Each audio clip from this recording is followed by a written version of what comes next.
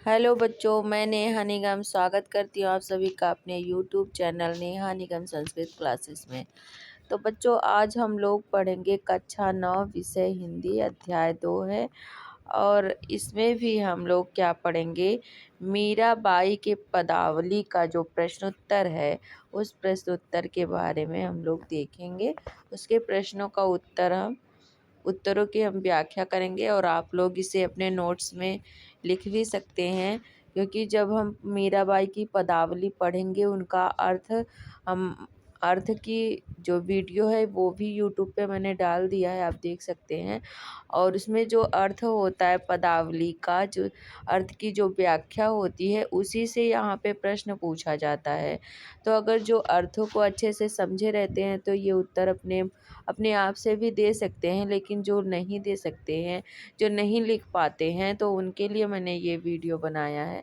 तो आप लोग देख करके बहुत ही आसानी से इसको लिख सकते हैं अपने नोट्स में। तो चलिए हम लोग शुरू करते हैं। यहाँ पे दिया है लघुत्तरीय प्रश्न। इसमें लघुत्तरीय प्रश्न दिया है, उसी प्रश्नों का हमें उत्तर देना है। तो प्रश्न क्या है, मीरा ने संसार की तुलना किस खेल से की है और क्यों। तो इसी का उत्तर देना है हमें। तो यहाँ पे आप देख सकते हैं, मैंने लिख दिया है, मीरा ने संसार की तुलना चौपड़ के खेल से की है, क्योंकि चौपड़ का खेल कुछ देर चलता है फिर समाप्त हो जाता है। इसी प्रकार संसार की वस्तुएं कुछ समय रहती है और फिर नष्ट हो जाती है। तो चलिए अब हम लोग दूसरे प्रश्न पे चलते हैं। दूसरा प्रश्न क्या है, यहाँ से आप देख सकते हैं।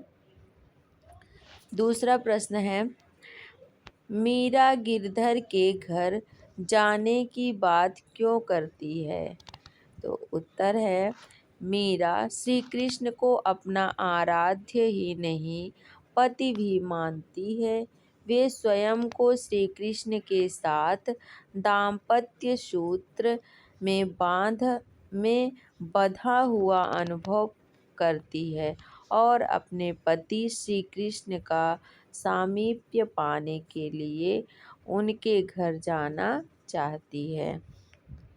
तो चलिए आगे चलते हैं हम लोग। अगला क्वेश्चन है, प्रश्न नंबर तीसरा है, मेरे तो गिरधर गोपाल दूसरो ना कोई। इस पद में मीरा के भक्ति भाव पर प्रकाश डालिए। और इसमें दो प्रश्न दिया है, अथवा करके है।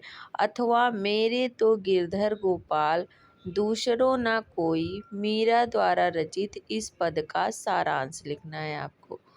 तो देख सकते हैं, मैंने उत्तर भी यहाँ पे लिखा हुआ है। कृष्ण की भक्ति में डूबी मीरा उन्हें ही अपना पति मानती है और कहती है कि उनके तो केवल गिरधर गोपाल ही हैं, दूसरा कोई नहीं। जिनके सिर पर मोर मुकुट है वे ही अब उनके पति हैं। माता पिता भाई बंधु आदि इस संसार में कोई भी कृष्ण के, यहाँ पे कुछ गलत हो गया है, ये टाइपिंग मिस्टेक है, यहाँ पे कृष्ण होगा। कृष्ण के सिवा, यहाँ पे एक मिनट रुक जाइए, यहाँ पे कृष्ण होगा, कृष्ण।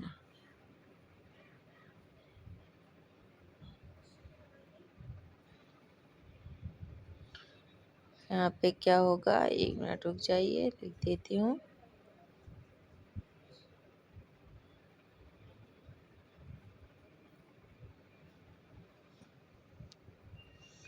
यहाँ पे क्या हो जाएगा, कृष्ण हो जाएगा, ठीक। ये नहीं रहेगा ये।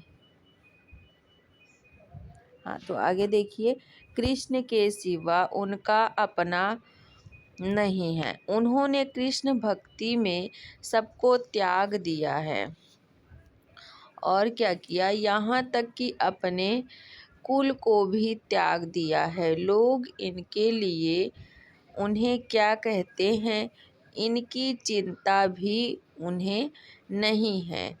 इन्होंने संत एवं साधुओं की संगति में बैठकर लोक लज्जा का त्याग कर दिया है।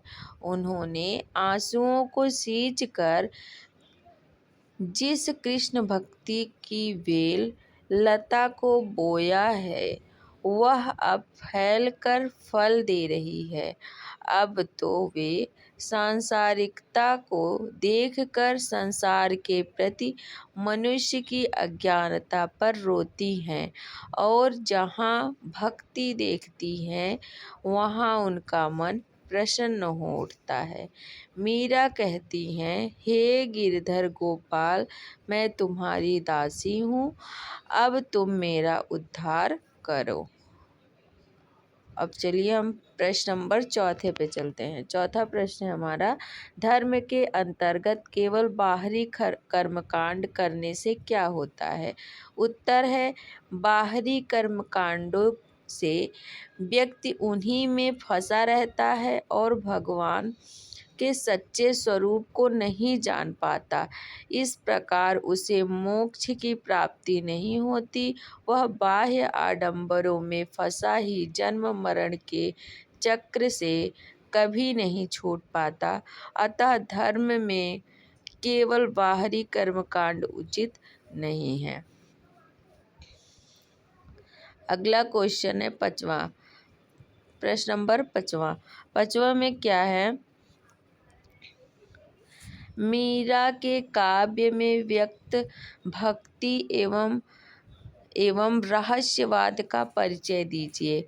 अब उत्तर है इसमें भक्ति है और आगे लिखेंगे, मीरा की भक्ति प्रेम साधना है, प्रेम प्रधान है।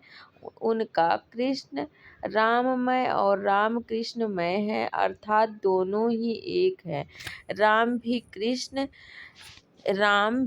कृष्ण ही है। भावों की तीव्रता और कोमलता और मधुरता इनकी भक्ति की विशेषता है। वे गोपियों के समान कृष्ण के प्रति माधुर्य भक्ति से प्रेरित हैं। वे कृष्ण के रंग में रंग कर कहती हैं, मेरे तो गिरधर गोपाल दूसरो ना कोई, जाके सिर मोर मुकुट मेरो पति सोई।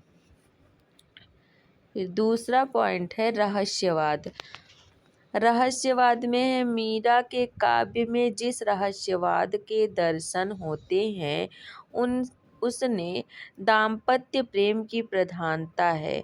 वे कहती हैं, जिनका पिया परदेश वसत, लिख लिख भेजत पाती, मेरा प्रिया हृदय वसत है, ना काहूँ आती जाती, ना कहूँ आती जाती।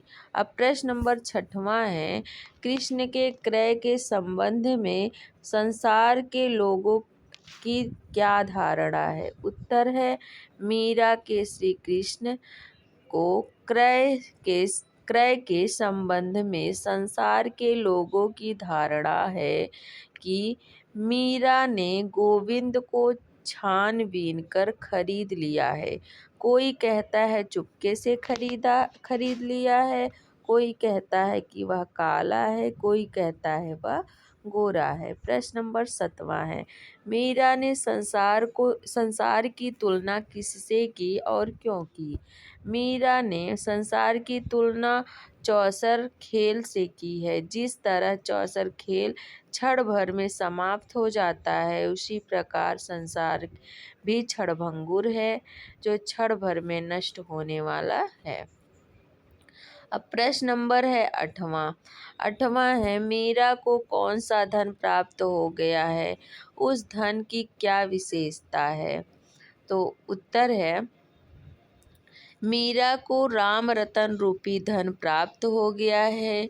इस धन की विशेषता है कि उसको खर्च नहीं किया जा सकता है और न चुराया जा सकता है, अपितु प्रयोग करने से दिन प्रतिदिन बढ़ता ही रहता है।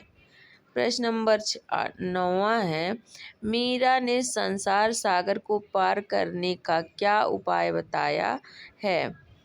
तो क्या उपाय बताया है देख लीजिए। मीरा संसार सागर को पार करने के विषय में बताती हैं कि राम नाम का बेड़ा बांधकर संसार सागर से पार हुआ जा सकता है।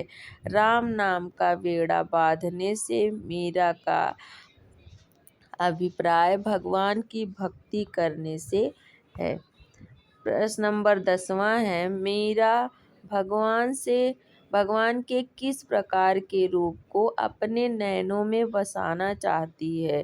तो उत्तर है, मीरा मोर मुकुट मकराकृत कुंडल और माथे पर अरुण तिलक लगे नंदलाल को के नटवर नागर रूप को अपनी आँखों में बसाना चाहती है। प्रश्न नंबर 11वां है, मीरा शरीर पर गर्व न करने का उपदेश क्यों देती है। मीरा का मत है कि शरीर नाशवान है, मिट्टी से बना है और एक दिन मिट्टी में ही मिल जाएगा, इसलिए इस शरीर पर गर्व न करें।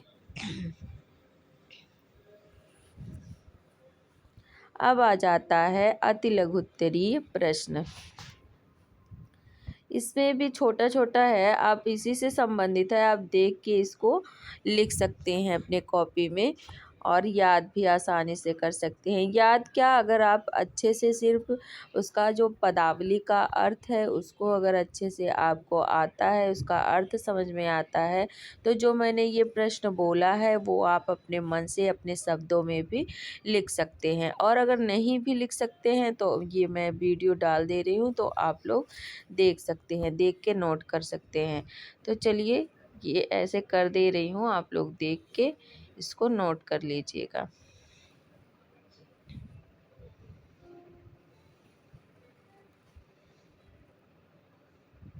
चौथा प्रश्न है, इसमें सही गलत का निशान लगाना है, ये आप देख सकते हैं।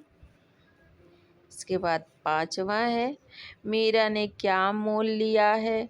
तो सबको पता है, मीरा ने गोविंद श्री कृष्ण को मोल लिया है। मीरा भगवान के किस रूप की उपासिका हैं। तो अभी ये पहले वाले में हो चुका है ये प्रश्न, तो बस ये अति लघु उत्तरी है तो थोड़ा छोटा में करके लिखना होगा, वो लघु उत्तरी है तो थोड़ा उससे बड़ा करके लिखना होगा। अब ये 7वां प्रश्न है, मीरा किस भक्ति शाखा की कवियत्री हैं। तो मीरा सद्गुण भक्ति शाखा की कवियत्री हैं। पदावली, अच्छा, मीरा किसके रंग में रंगी है। तो मीरा श्री कृष्ण के रंग में रंगी है। मीरा के काव्य को मुख्य स्वर कहा क्या है। मीरा के काव्य का मुख्य स्वर कृष्ण भक्ति है।